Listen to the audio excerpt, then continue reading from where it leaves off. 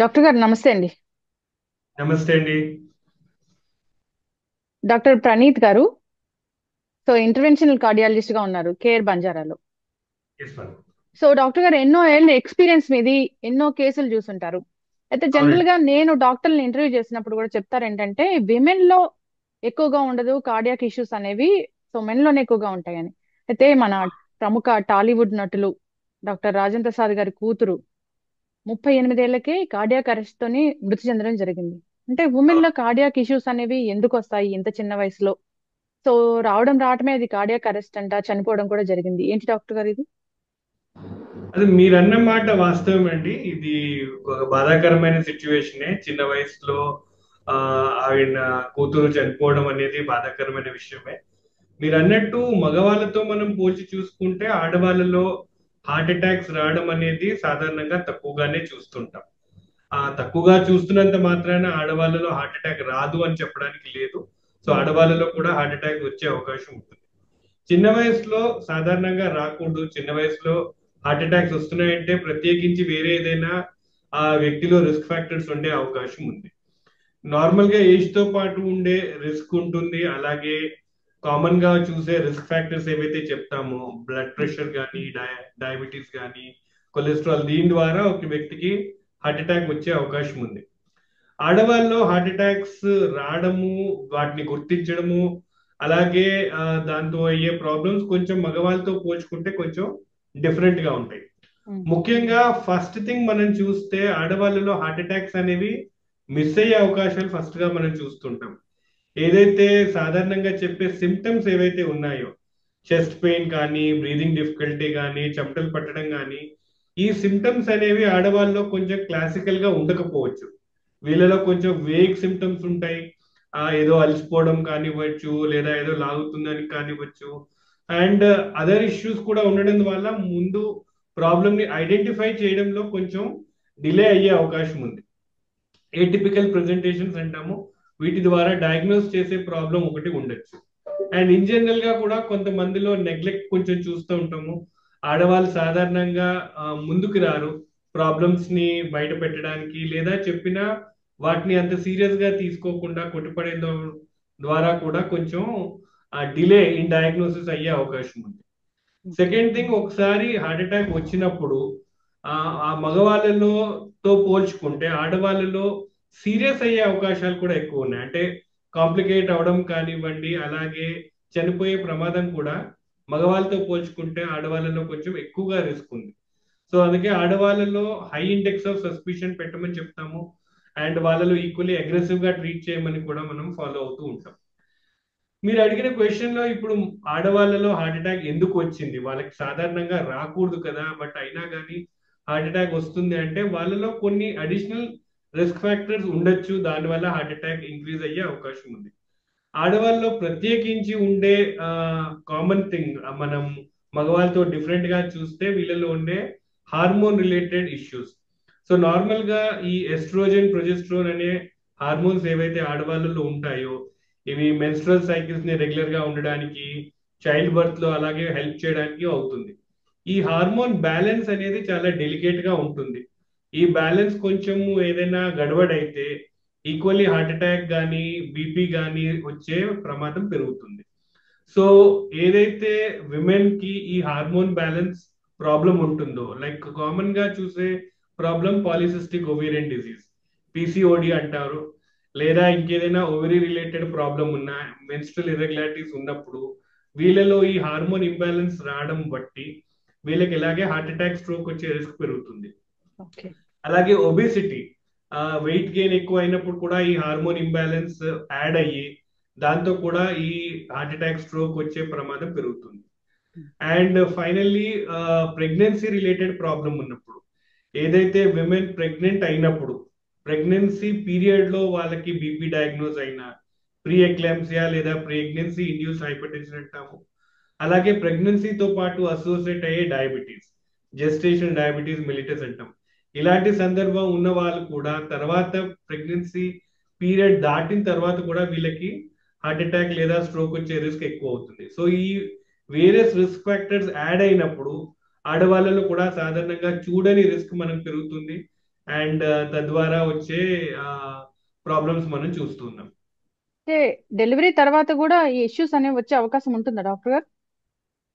ఏ వ్యక్తికైతే pregnancy period low BP వచ్చినప్పుడు తర్వాత వాళ్ళకి మళ్ళా బీపీ వచ్చే రిస్క్ అనేది ఉంటుంది. సో ప్రెగ్నెన్సీ దాటిన తర్వాత కూడా వాళ్ళు బీపీని మానిటర్ చేసుకోవాల్సిన అవసరం ఉంటుంది.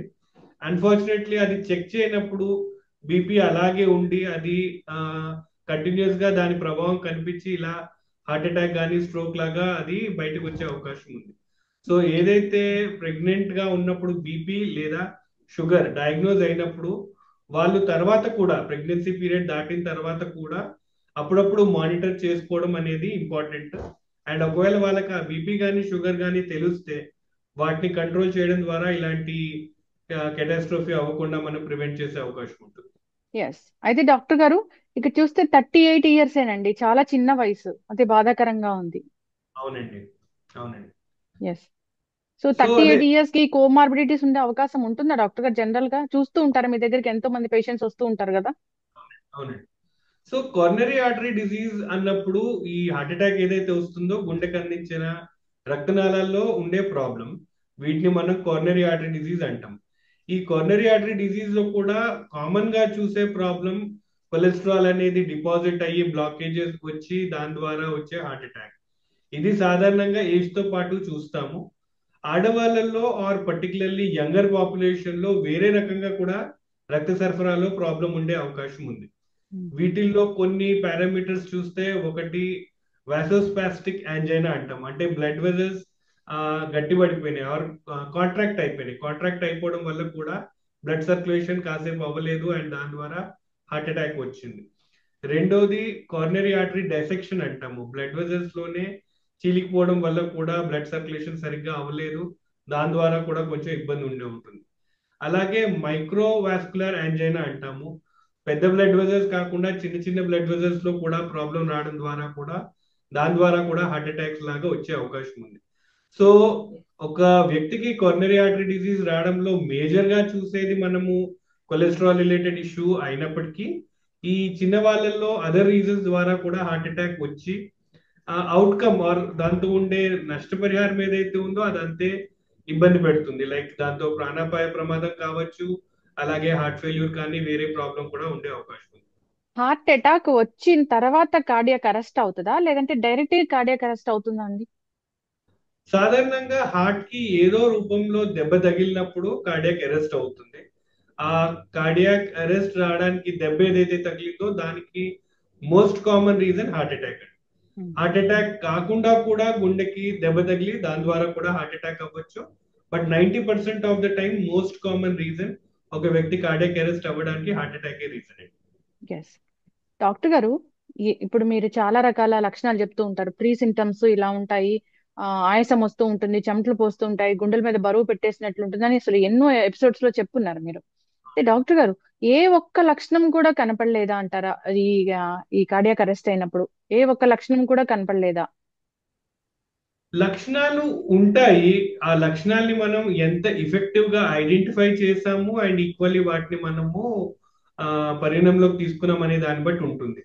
ఇందాక చెప్పినట్టు క్లాసికల్ గా ఒకవేళ చెస్ట్ పెయిన్ కానీ బ్రీదింగ్ డిఫికల్టీ, చెమటలు పట్టడము, లాగడము లాంటి సిమ్టమ్స్ ఉంటే అందరూ అలర్ట్ అవుతూ ఉంటారు. బట్ కొన్నిసార్లు ఈ సిమ్టమ్స్ అలాగే రావాలని గ్యారంటీ లేదు. కొన్నిసార్లు వేగ్గానే ఉండొచ్చు. నాకేదో ఒంట్లో బాగాలేదు, లేదా కొంచెం వామిటింగ్ సెన్సేషన్ లా ఉంది, లేదా కొంచెం అనీజీగా ఉంది, తినాలనిపించట్లేదు, ఇలాంటి వేగ్ సిమ్టమ్స్ లా కూడా ఒక్కోసారి రావచ్చు. అసిడిటీ రిలేటెడ్ ప్రాబ్లం 30% మంది ఏదైతే క్లాసికల్ గా అసిడిటీ గ్యాస్ ట్రబుల్ అనుకుంటారో అది యాక్చువల్లీ అసిడిటీ కాదు, అది హార్ట్ అటాక్ కూడా అయ్యే అవకాశం ఉంది.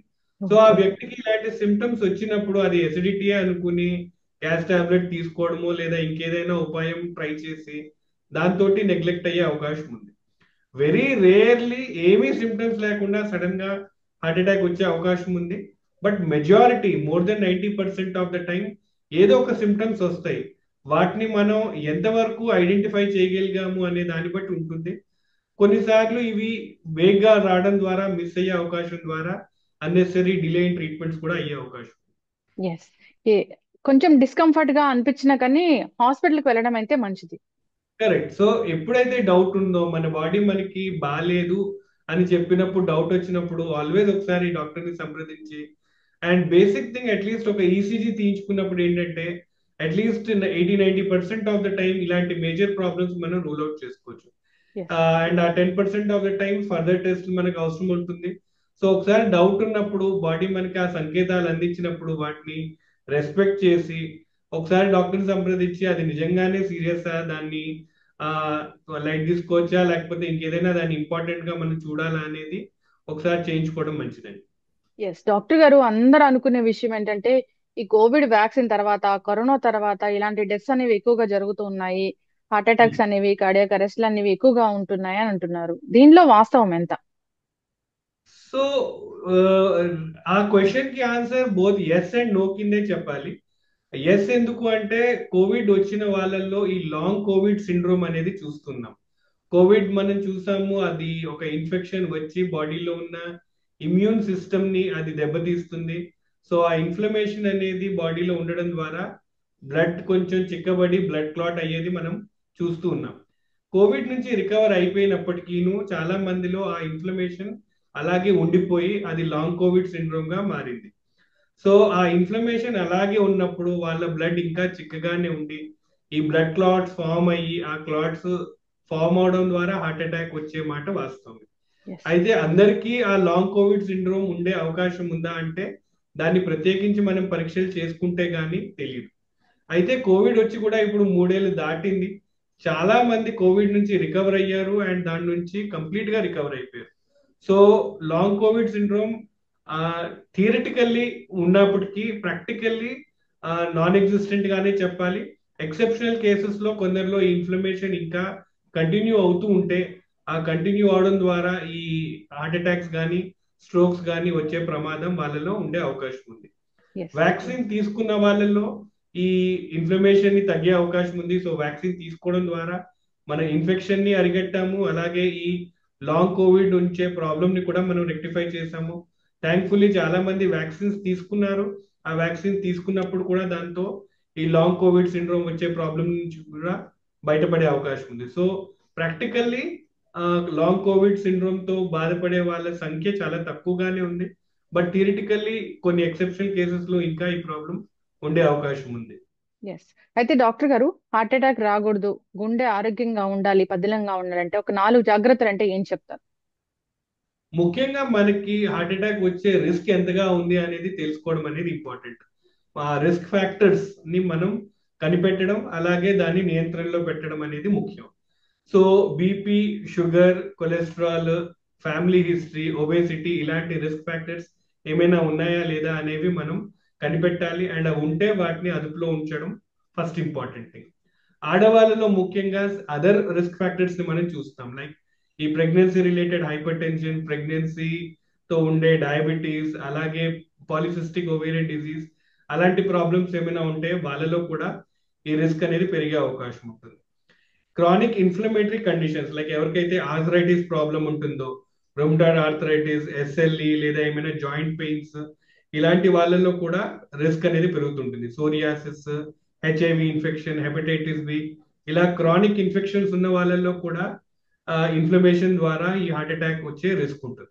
సో రిస్క్ ఫ్యాక్టర్స్ ని ఐడెంటిఫై చేయాల్సిన అవసరం అండ్ వాటిని నియంత్రణలో పెట్టాల్సింది ఫస్ట్ ఇంపార్టెంట్.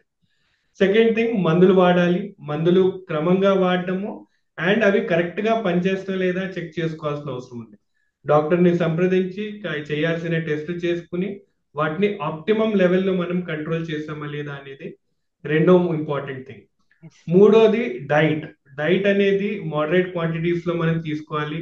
హెల్దీ ఫుడ్, వీటిలో క్వాంటిటీ కన్నా క్వాలిటీ మీద మనము ఇంపార్టెంట్ దృష్టి పెట్టాలి. సో అన్ని ఆహారాలు ఇంపార్టెంటే, వాటిని మనం లిమిటెడ్ క్వాంటిటీస్ లో తీసుకుని మోడరేట్ క్వాంటిటీస్ లో తీసుకోవడం ద్వారా దాంతో ఉండే బెనిఫిట్ ని మనం తీసుకుంటూ డిసడ్వాంటేజెస్ రాకుండా మనం వాటిని కాపాడచ్చు. And finally physical activity, exercise. Exercise అనేది ఒక్కొక్కల ఏజ్ గ్రూప్ లో ఒక్కొక్కల కెపాసిటీ బట్టి ఉంటుంది. But any form of physical activity, exercise చేయడం ద్వారా మన బాడీని మనం హెల్దీగా ఉంచుకుంటూ వేరియస్ ప్రాబ్లమ్స్, హార్ట్ అటాక్సే కాదు అలాగే వేరే హెల్త్ ఇష్యూస్ ని కూడా మనం కంట్రోల్లో పెట్టే అవకాశం ఉంది. సో ఈ జాగ్రత్తలు తీసుకోవడం ద్వారా మనం హెల్తీగా ఉంటూ ఈ అన్ఫార్చునేట్ ఈవెంట్స్ రాకుండా మనం వీలైనంతగా ప్రివెంట్ చేసే అవకాశం ఉంటుంది. ఓకే. ఇప్పుడు చిన్న వయసులోనే హార్ట్ అటాక్ అనేది వస్తూ ఉంది కాబట్టి, సో ఎన్ని నెలలకు ఒకసారి డాక్టర్ని సంప్రదించి ఎలాంటి టెస్టులు చేయించుకుంటే మంచిదంటారు?